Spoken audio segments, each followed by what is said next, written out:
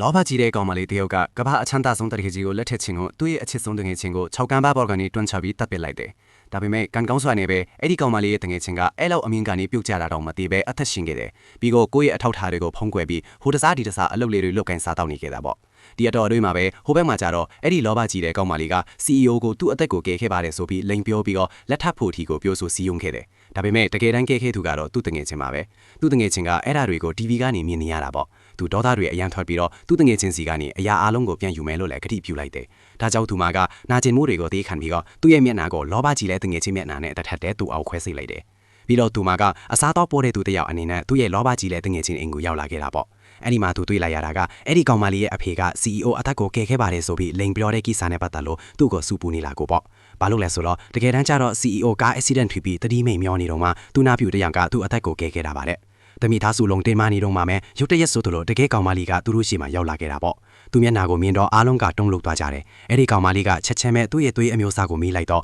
ပန်တာသွေးပါလို့ဖြောလိုက်တဲ့အခါမှာတော့အမေနဲ့သမီးတို့ရဲ့မျက်လုံးတွေကတောက်ပသွားခဲ့ကြတာပေါ့။သူတို့ကအဲ့ဒီကောင်မလေးကိုကန့်လန့်လိုက်တယ်။ CEO နဲ့လက်ထပ်ပေးမယ်ဆိုရင်ဒေါ်လာ9 တန်းပေးမယ်ပေါ့။ဘာလို့လဲဆိုတော့ CEO ကသူ့အသက်ကိုကယ်ခဲ့တဲ့ကောင်မလေးကပန်တာသွေးအမျိုးအစားဖြစ်တယ်ဆိုတာသိထားတော့လောဘကြီးတဲ့ကောင်မလေးကတော့သွေးအမျိုးအစားမတူညီဘူးလေ။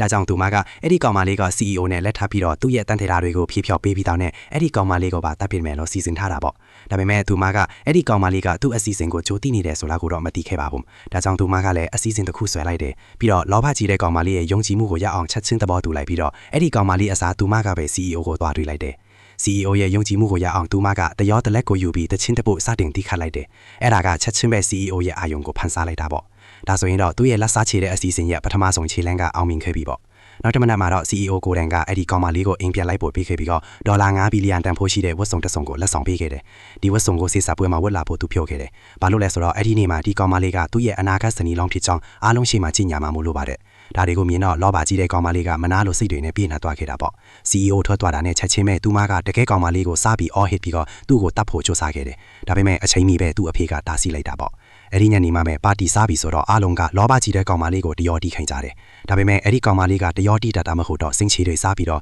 သူ့လက်ကထိခိုက်တန်ရာရနေပါတယ်လို့ပြောလိုက်တယ်အဲ့ဒါကြောင့်အားလုံးကသူ့ကိုတနာကရုဏာတွေပြကြတာပေါ့ဒါပေမဲ့လောဘကြီးတဲ့ကောင်မလေးကတခြားအစီအစဉ်တစ်ခုရှိနေခဲ့တာပေါ့သူမကရုတ်တရက်အားလုံးရှေ့မှာကျင်ရလိုက်တယ်မင်းတို့အားလုံးစိတ်ပြက်ပြီးပြန်သွားတာကိုငါမလို့ချင်ဘူးဒါကြောင့်ငါရဲ့အိမ်ဖော်ကမင်းတို့ကတရော်တီးပြပါလိမ့်မယ်တဲ့အဲ့ဒီအိမ်ဖော်ကတကယ်ကောင်မလေးမှာတပအခြားသူမဟုတ်ပါဘူးအဲ့ဒီကောင်မလေးကဒါကိုကြားပြီးတော့တုံးလို့ထွားပြီးတော့ကျမဒါကိုတီးတတ်တာမဟုတ်ဘူးလို့ပြောလိုက်တယ်ဒါပေမဲ့လောဘကြီးရဲ့ကောင်မလေးကတော့ကျင်းသားတရားဟန်ဆောင်ပြီးတော့ဘာလို့ရှစ်နေတာလဲငါမင်းကိုအချိန်ပေါင်းများစွာတင်ပေးထားတာပဲလို့ပြောလိုက်တယ်ဒါကြောင့်အဲ့ဒီကောင်မလေးကသူ့ရဲ့စကားကိုသဘောတူလိုက်ရပြီးတော့တရောကိုစော့ပြီးတီးခတ်လိုက်တာပေါ့